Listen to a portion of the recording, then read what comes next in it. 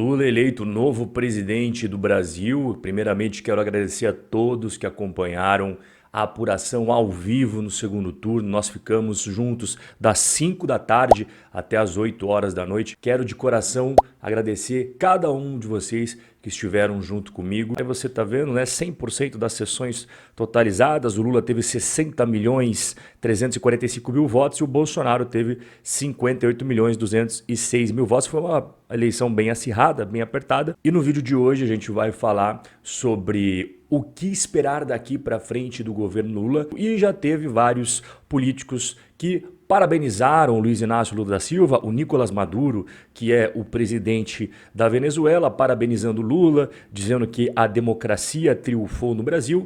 Nós também tivemos outros membros aí da política da América Latina. Aqui à esquerda você vê o Miguel Díaz-Canel Bermúdez, que é de Cuba, a foto aí inclusive, com o Lula, e na direita Cristina Kirchner, que por muitos anos foi presidente da Argentina, também parabenizando. A gente teve o atual presidente da Argentina, que é o Fernandes, este homem aqui à esquerda, e à direita o presidente atual do Chile. Também tivemos membros da política europeia e da política da América do Norte. Aqui o Emmanuel Macron parabenizando o Lula pela eleição, falou que juntos eles vão enfrentar muitos desafios e vão renovar aí o vínculo de amizade entre a França e o Brasil, agora que o Lula foi eleito. E nos Estados Unidos nós tivemos o Biden se pronunciando, parabéns ao Lula por ser eleito presidente do Brasil, após um processo eleitoral livre, justo, confiável, vamos trabalhar juntos, enfim, as mensagens aí dos políticos. Um fato importante aqui é que agora, pela primeira vez na história, nós teremos as 5 maiores economias da América Latina, cada uma delas sendo governadas por um político de esquerda. Então agora, com a vitória do Lula, as 5 maiores economias da América Latina vão ficar na mão da esquerda. E o que a gente pode esperar daqui para frente? Olha, tem muitas coisas que ainda são nebulosas. O Lula, por exemplo, até o momento que a gente está conversando aqui, não falou quem será o ministro da Economia, mas quando a gente olha o programa que eles publicaram, né, chamado Programa de Reconstrução e Transformação do Brasil, Lula-Alckmin 2023-2026, a gente tem vários pontos aqui do programa deles que nós vamos abordar. Antes, vamos entender quem forma essa coligação. Essa coligação chamada Brasil da Esperança é formada pelo PT, pelo PSB, pelo PCdoB, que é o Partido Comunista do Brasil, o Partido Verde, o PSOL, aqui tem uma foto do pessoal do PSOL aqui no meio, Rede, Solidariedade, Avante e Agir. Esse é o pessoal que forma esta coligação. Você pode acessar esse documento, ele é gratuito na internet, é legal você ler ele inteiro. E eu separei aqui os principais tópicos. Antes de eles falarem as propostas, eles dizem por que o Brasil está com um problema segundo a visão deles. E no ponto 3 eles dizem que a política econômica vigente é a principal responsável por todos os problemas que a população brasileira vem sofrendo, estabilidade. Então, em outras palavras, né, aqui a gente vê que eles colocam a culpa na política econômica, e quando a gente fala em política econômica, até coloquei ali o Paulo Guedes, que ele é o ministro da Economia. Então, basicamente, o PT está dizendo que a culpa do Brasil está nessa situação atual, é do Paulo Guedes, é do pessoal que faz a direção da economia. No ponto 77, 78 e 79, eles deixam muito claros que eles são completamente contrários à privatização da Petrobras, à privatização da Eletrobras, que, por sinal, já aconteceu. Então, eu fico me perguntando o que eles iriam fazer. Eles iriam fazer um processo reverso aí? Eu não sei, né? Não ficou explicado lá. Também a privatização dos Correios, eles são contrários. É curioso isso, porque os Correios, durante o governo deles, foi muito mal das pernas. Teve, além de todos os casos de corrupção, prejuízos atrás de prejuízos. De 2013 até 2016, o Correio acumulou aí 3,9 bilhões de reais de prejuízo. E a partir de 2017 em diante, os Correios conseguiram reverter essa situação financeira catastrófica, e desde então, de 2017 até agora, os Correios acumularam 2,5 bilhões em lucro. Isso daqui me deixou extremamente preocupado, que é o ponto 51 do projeto de governo deles. É preciso revogar o teto de gastos e rever o atual regime fiscal brasileiro, atualmente disfuncional e sem credibilidade. Essa é a opinião deles. Na minha opinião, ao contrário. É muito importante você ter um teto de gastos. Você, como qualquer governo no mundo, nunca pode arrecadar isso daqui e querer gastar isso daqui. Quando você vai acumulando déficit atrás de déficit, gastando sempre mais do que você arrecada, não termina bem. É só a gente olhar para o lado e ver a situação ali de países vizinhos nossos que fizeram exatamente isso. Ali na América Central a gente tem outros exemplos. No tópico 52, construiríamos um novo regime fiscal, vamos colocar os pobres outra vez no orçamento e os super ricos pagando impostos. Eu fico me perguntando o que é considerado uma pessoa rica, uma pessoa super rica, porque não existe nenhum critério objetivo. Ah, nos Estados Unidos é assim, no Brasil é assim, é igual para tudo. Não, cada país ele tem a sua métrica e cada governo pode mudar as métricas porque não precisa ser escrito em pedra. Então é muito subjetivo. Um cara que ganha mais de 5 mil reais no Brasil, ele está ganhando mais que a maioria imensa da população brasileira. Mas será que ele é super rico? Para alguns ele já pode ser considerado rico, para outros não, não é considerado rico. O que é então? É um cara que ganha mais de 20 mil ou é patrimônio? É um cara que tem mais de 50 mil de patrimônio? Isso também não ficou claro. Então isso daqui me deixou preocupado. O que seria um super rico? Não sabemos, né? Não sabemos o que eles vão considerar isso. E mesmo que tenha essa tributação para os super ricos, imagine os milionários, os caras bem de vida que construíram patrimônio ao longo da vida, não vai achando que isso vai dar certo, porque a Argentina experimentou isso algum tempo atrás e olha o que acabou acontecendo. Argentinos ricos fogem de impostos e migram para o Uruguai. O Uruguai foi esperto, percebeu, opa, gente rica, pode vir para cá que eu quero acolher vocês de braços abertos.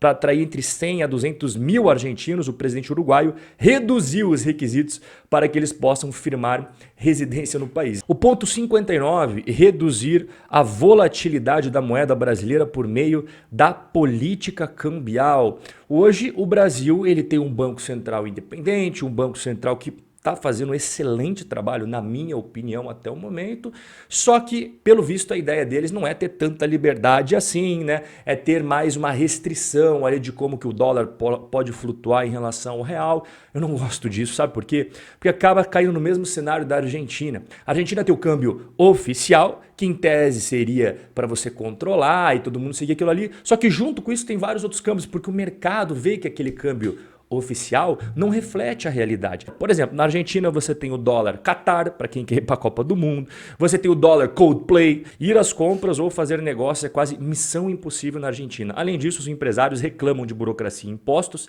e consumidores não conseguem abastecer a despensa. Ponto 13 também me chamou a atenção, o novo governo irá propor aí uma nova legislação trabalhista de extensa proteção social. E junto com isso, o ponto 14, o novo governo incentivará o debate, iniciativas de reestruturação sindical. O que eu entendo quando eu vejo isso daqui?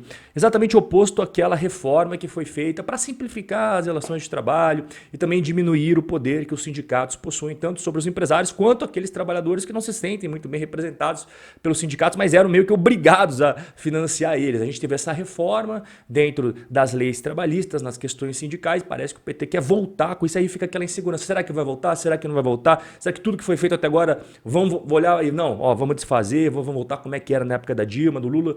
Isso acaba trazendo, pessoal, muita insegurança. Você vê vários pontos que eu estou trazendo aqui, é meio que voltando tudo aquilo que a gente tinha no governo do Lula, nas primeiras vezes que ele passou pela presidência e também nesse governo que a gente teve ali da Dilma Rousseff. Outro ponto aqui que parece que a gente está vivendo um déjà vu.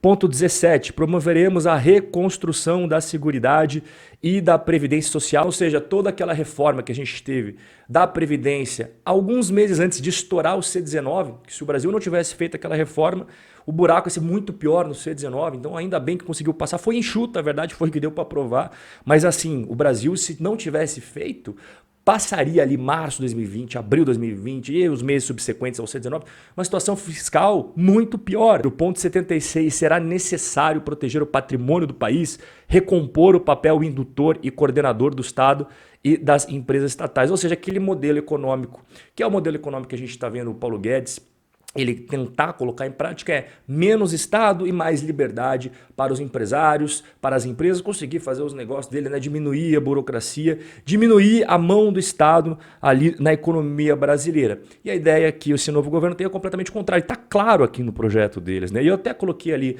a foto da Dilma ao lado do Manteiga, porque é exatamente isso que está destacado em amarelo. O Estado sempre ali nas atividades econômicas, dizendo faça isso, não faça aquilo. Ele comandando a economia em si, exatamente o que a gente viu viu, no governo que era capitaneado aí pela Dilma e também pelo seu ministro da Economia da época, o Guido Mantega. O que eu vi aqui, eu não gostei, eu não vou passar pano, eu vou falar, não, tá tudo bem. Não, na minha opinião, isso daqui não é bacana para o futuro econômico do Brasil. E é claro que isso acaba atingindo também as empresas, os investimentos. Só que a gente também não pode trocar os pés pelas mãos. Vamos respirar fundo. Acabou de acontecer a eleição do Lula. Aquilo que eu sempre comento aqui em todos os vídeos, que a gente tem que ter uma carteira bem estruturada, jogando dentro de casa aqui no Brasil e fora de casa aqui nos Estados Unidos. Ou seja, a gente tem uma parte do patrimônio em investimentos no Brasil, outra parte do patrimônio em investimentos nos Estados Unidos, que são empresas que não têm nada a ver com o que acontece com a política brasileira, com as diretrizes do governo brasileiro e estão dolarizados. Algo que você tem que entender que toda vez que começa um país a degringolar, ladeira abaixo,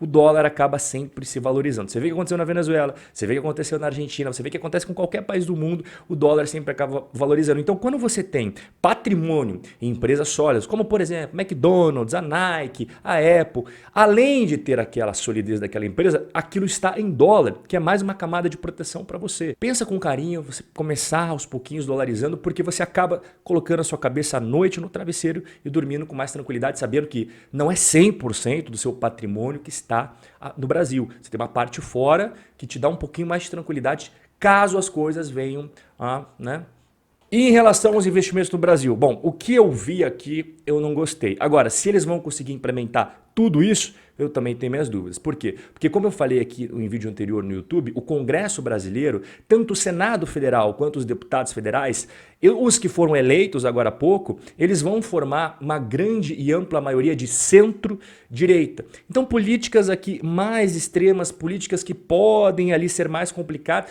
eu não acho que eles tenham capacidade de aprovação, mas a gente também nunca pode duvidar da dança das cadeiras, né? As mudanças de acordo com o vento na política brasileira. Hoje o cara se diz de direita, ele é eleito, não sei o que lá, amanhã ele tá lá abraçado com o pessoal da esquerda, vamos junto. A gente viu aí alguns candidatos fazendo isso nessas últimas eleições, então eu não ficaria surpreso com mais nada. Em resumo, é isso daqui o que a gente pode esperar para os próximos anos e eu quero saber a sua opinião. Conta aqui embaixo que eu vou dar uma olhada nos comentários. Um forte abraço e a gente vai se ver no nosso próximo encontro.